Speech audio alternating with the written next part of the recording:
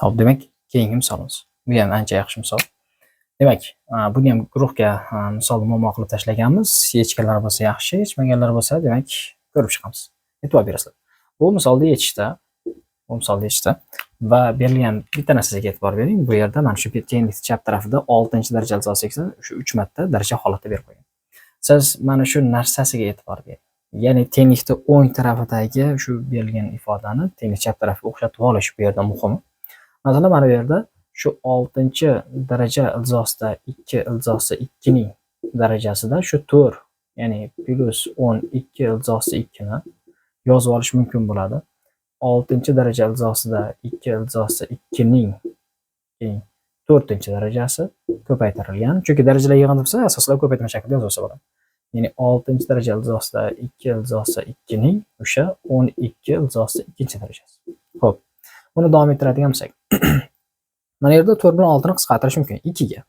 Shu yerda 3 iltizosida aynan 2 iltizosi 2 bu aynan shu iltizosida 2 ning 3-darajasi hisoblanadi va qavsdan tashqarida yana 4 dan 2 ketgan 2 qolgan bo'ladi. Bunda ham 6-daraja bu nima bilan qisqaradi? 6 bilan qisqarsa, shu yerda 2 iltizosi 2 ni 6 ga qisqartirganingiz uchun darajasi 2 iltizosi 2 qoladi. Bu 3 daraja ildizidan chiqadi. Iltizosi 2 ning kvadrati bu bilan ketib, demak 2 hosil bo'ladi. 2 ning daraja 2 ko'paygan. Yonida 2 iltizosi 2 ning darajasi 2 iltizosi 2 qoladi. Va bu narsa mana shu berilgan o'sha yuqoridagi mana ifodaniga teng. Demak, buni o'rniga shuni olib kelib qo'yamiz. Keyin demak, bu asos turibdi.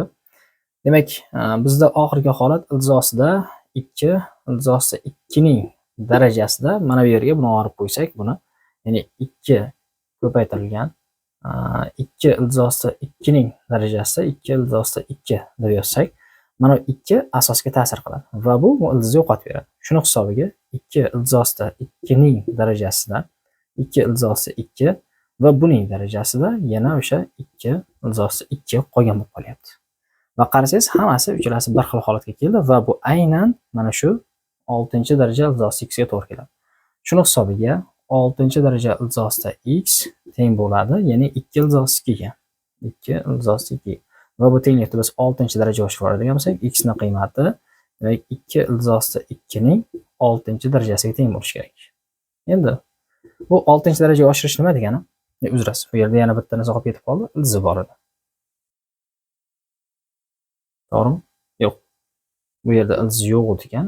Berilgan holatda demak 2 iltizosi 2 holatiga keldi. Bu 6-daraja ildiziga teng bo'lyapti va buni 6-darajaga oshiryapmiz. Xo'p, 6-darajaga oshirsak, demak bu 2 ning 6-si ko'paytirilgan iltizosi 2 ning 6-si bo'ladigan bo'lsa, demak 2 ning kubi bo'lib qoladi. Jami hisobda 2 ning 9-si yoki bo'lmasam 512 ga teng bo'ladi. Javobimiz 512 ga teng bo'ladi. Mana shunday holatda. Misol juda ham ajoyib chiqadi. E'tiborlaringiz uchun rahmat.